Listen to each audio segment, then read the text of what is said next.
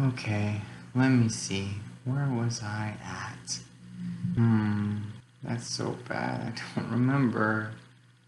I don't even know what that variable meant. Forget it.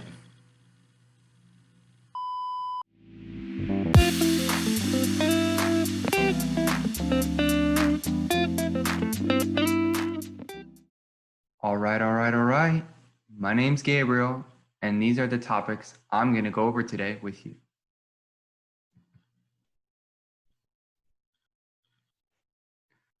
So, whenever you create variables, you should use the Camel Case method. And what this is, basically, is a name convention you will use or a strategy when naming variables. So, what you will do is whenever you use a variable name that is longer than one word, you make the first letter in the first word lowercase, and then the second word will be starting out uppercase. See how I made first and then the name capitalized and then last name capitalized? I think you'll get the point, but that's the habit you would want to get into, is just start out with lowercase on the first word and then move on to uppercase. So here are 3 tips when naming variables.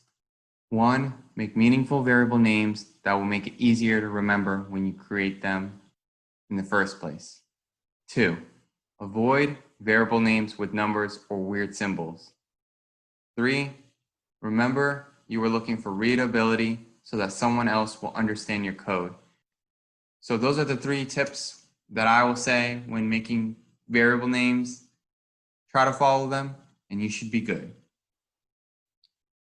Now, I'm going to move on to the next part. All right, in this part, I'm going to show you another example of code. So here you can see that I made 2 types of variables. I made 2 variables that will be string, input and name, and then 1 variable that will be an integer, age. So basically, I started out writing out at the top right here, console.writeLine, what's your name? So the computer is going to take this statement and write it out, and then I made input and made it assigned to whatever console.readLine. Now what this is going to do is going to take the input, ask the user for input, the user is going to type in a response, and that response will be stored inside of input, the variable input, which at the top, I said input was a string, so it's going to be a string. And then name gets assigned to whatever input is. So as you move on down here, I said console.writeLine, nice to meet you, plus input, plus a smiley face. Now, what that plus symbol means is basically concatenation. It's a way of joining things together.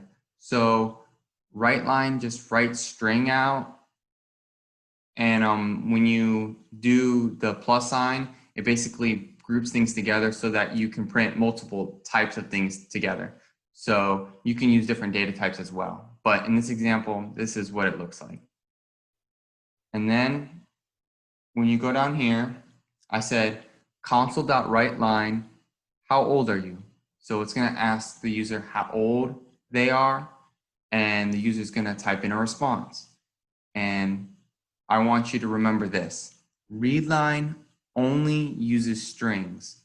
So perhaps you want a numerical value as the input, but it's going to read it as a string for readline.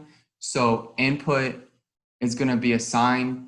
Input is going to get whatever value is typed in by the user, but it's going to know it as a string. But you don't want that. You want it as an integer. So what you're going to do is convert it.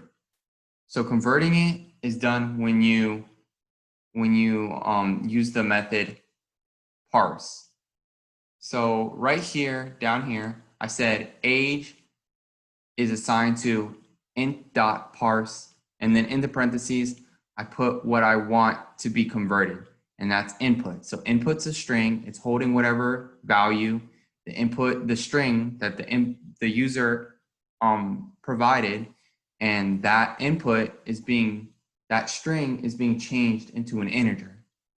So at the very end, I wrote console.writeLine name, and then concatenated it with is, then whatever the user provided as the age, years old. So here's an example of what it will look like in the command prompt.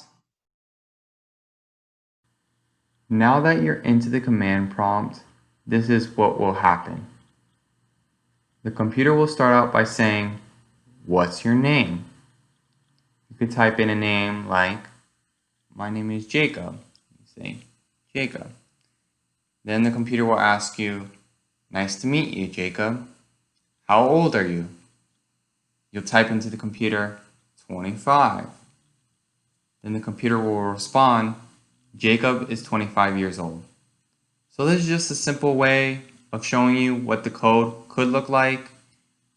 Don't worry about the last two sentences here because these are for later on in the code, in the video. So just know that this is what it looks like, and it's a good way to start off. On to the next part. So the third part in the video is going to describe more details with values. So here I wrote two values, a double value and an integer value. And the variable would be x value and y value.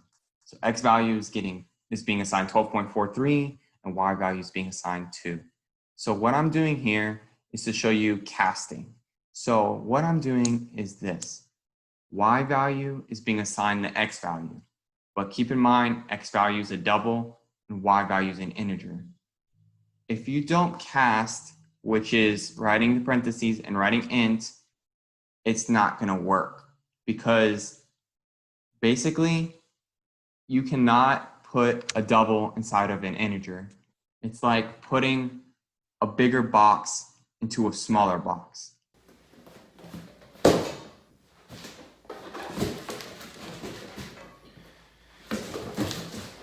It just doesn't work like that. So this is why we cast. So casting, what that does is it changes the double and makes it an integer so that you can assign the y value the new value. So the y value will become a new 12 and not 12.43 because the y value variable is an integer. So that's a way of showing casting. Now in this example, I said x value is assigned y value. Now you may be wondering, well, how come we don't have to cast? Well, the x value is a double and the y value is an integer. You can put a smaller box into a bigger box.